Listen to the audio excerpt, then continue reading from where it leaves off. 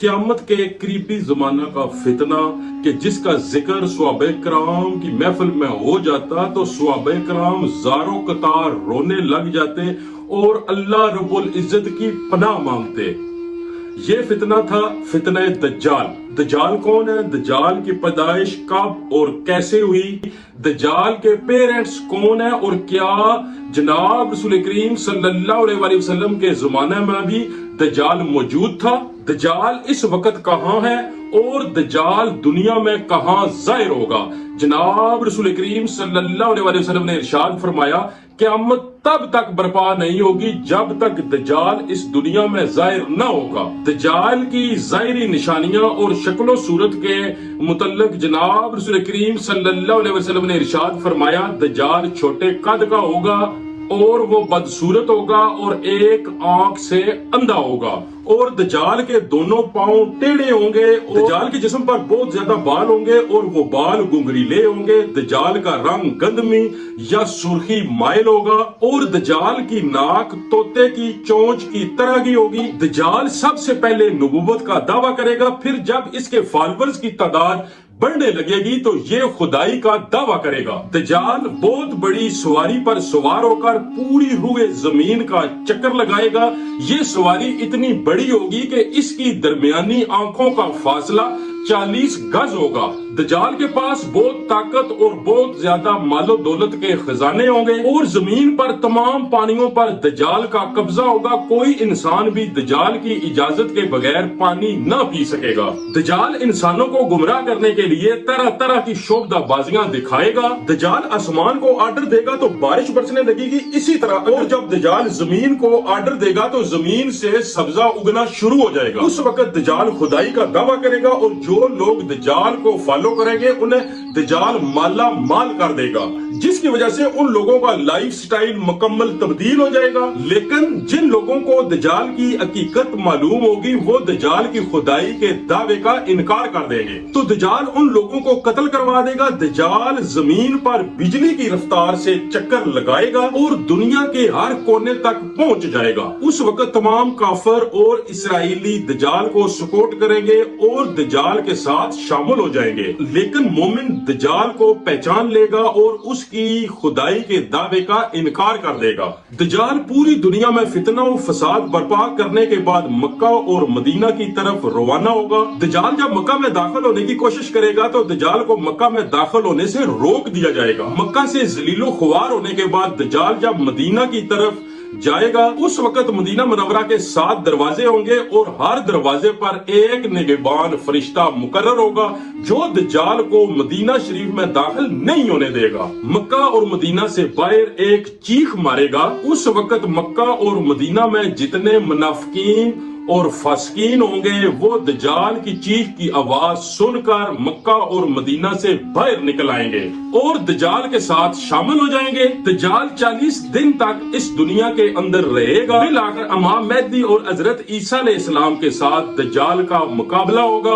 उस वक्त दज्जाल का लश्कर दुनियावी असबाब के एतबार से मुसलमानों के लश्कर से बहुत ताकतवर और पावरफुल होगा। उस वक्त दज्जाली कुफ्तों और मुसलमानों के दरमियान एक फैसला कुन जंग होगी जिसमें दज्जाली कुफ्तों को इबरतनाक शिकस्त होगी। उस वक्त दज्जाल मौत के डर से हजरत ईसा अलैहिस्सलाम से भागकर फलस्तीन की तरफ जाएगा और हजरत ईसा अलैहिस्सलाम दज्जाल का पीछा करते हुए लुद के मकाम पर दज्जाल को गिरफ्तार कर लेंगे और अल्लाह रब्बुल इज्जत के हुक्म को पूरा करने के लिए हजरत ईसा अलैहिस्सलाम दज्जाल को कत्ल कर देंगे। दज्जाल की पैदाइश के मुतल्लिक मुख्तलिफ रवायात मिलती हैं, जैसा कि जनाब रसूल करीम सल्लल्लाहु अलैहि वसल्लम के दौर में जब मुसलमान मक्का से मदीना की तरफ हिजरत कर रहे थे उन्हीं दिनों में एक यहूदी औरत ने एक बच्चे को जन्म दिया जिसकी एक आंख न थी। ये बच्चा बचपन में मदीना शरीफ के बच्चों के साथ खेला करता था, लेकिन आहिस्ता आहिस्ता ये बच्चा मशहूर होने लगा और इसने मदीना शरीफ के अंदर अपने ऊपर वही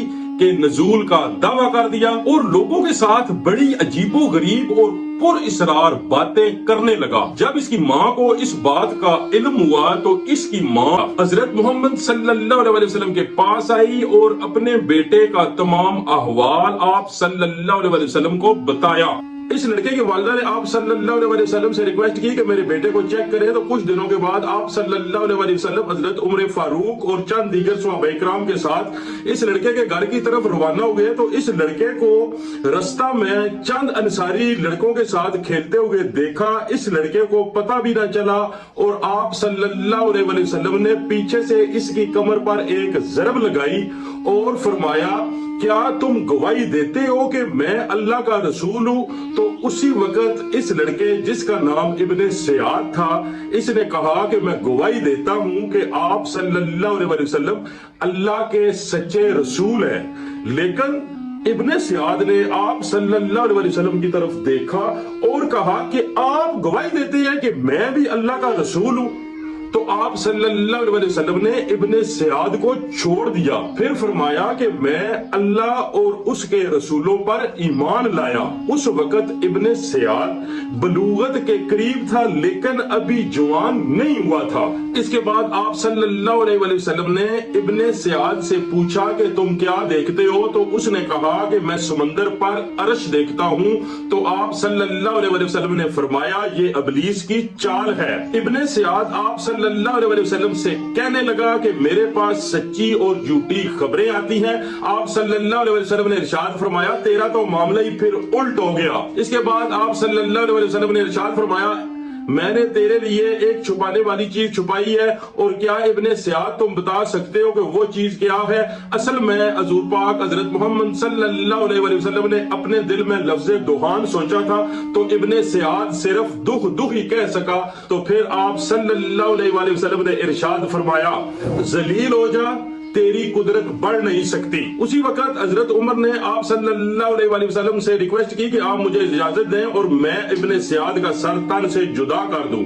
آپ صلی اللہ علیہ وسلم نے ارشاد فرمایا اے عمر اس کو قتل کرنے میں تیری کوئی بلائی نہیں ہے۔ مدینہ شریف کے سٹیزن کہا کرتے تھے کہ ابن سیاد کے پاس مختلف شیاطین عرش الہی کی خبریں لاتے ہیں۔ آپ صلی اللہ علیہ وسلم نے ابن سیاد کے متعلق مکمل خاموشی اختیار کی، کیونکہ آپ صلی اللہ علیہ وسلم پر کوئی بھی وحی ابن سیاد کے متعلق نازل نہیں ہوئی ہے۔ ابن سیاد کی حقیقت کیا ہے؟ اور بعض لوگ ابن سیاد ہی کو دجال مانتے ہیں، اور کچھ صحابہ کرام کا بھی خیال یہ تھا کہ ابن سیاد ہی دجال ہے، لیکن آپ صلی اللہ علیہ وسلم نے ارشاد فرمایا اگر ابن سیاد دجال ہوتا تو اس سے میں خود لڑتا۔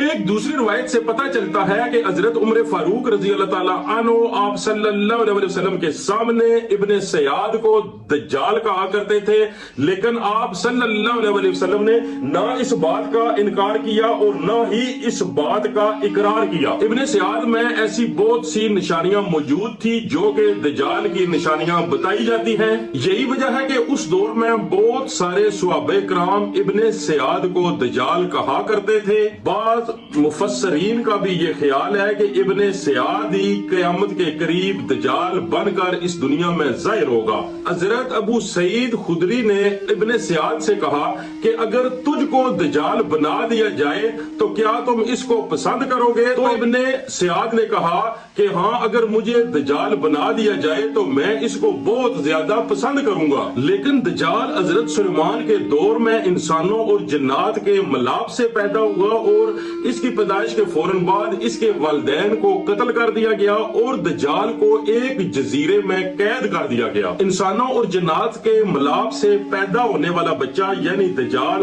آج بھی اس جزیرے میں قید ہے، اور اس کے ساتھی شیاطین اس کو ہر بات کی خبر دیتے ہیں۔ حضرت امام زرقانی رحمت اللہ علیہ ارشاد فرماتے ہیں کہ دجال وہ فتنہ ہے جس کو اللہ رب العزت نے اس وقت پیدا فرمایا جس وقت حضرت آدم علیہ السلام کو جنت سے نکالا گیا، اور دجال کو بغیر ماں باپ کے پیدا کیا گیا۔ دجال کا نہ ہی کوئی باپ ہے اور نہ ہی کوئی اس کی ماں ہے۔ دجال قیامت کے قریبی زمانہ میں ظاہر ہوگا، اور اس کی جو بھی واضح نشانیاں ہیں وہ تمام جناب رسول کریم صلی اللہ علیہ وسلم کی احادیث مبارکہ میں بیان کی جا چکی ہیں۔ لیکن دجال کون ہے، کہاں سے آیا اور یہ کیسے پیدا ہوا، اور اس کے والدین کون ہیں، اور اس کے والدین کے متعلق حقیقی علم کسی کے پاس بھی نہیں ہے، اور اگر حقیقی علم کسی کے پاس ہے تو وہ اللہ رب العزت کی ذات ہے۔ اللہ رب العزت بہتر جانتا ہے کہ دجال دجال کہاں ہے اور اس کی پیدائش کس طرح ہوئی ہے۔ اللہ رب العزت سے دعا ہے کہ اللہ ہمیں اس دجالی فتنہ سے محفوظ رکھے اور ایمان کی سلامتی کے ساتھ زندگی گزارنے کی توفیق عطا فرمائے۔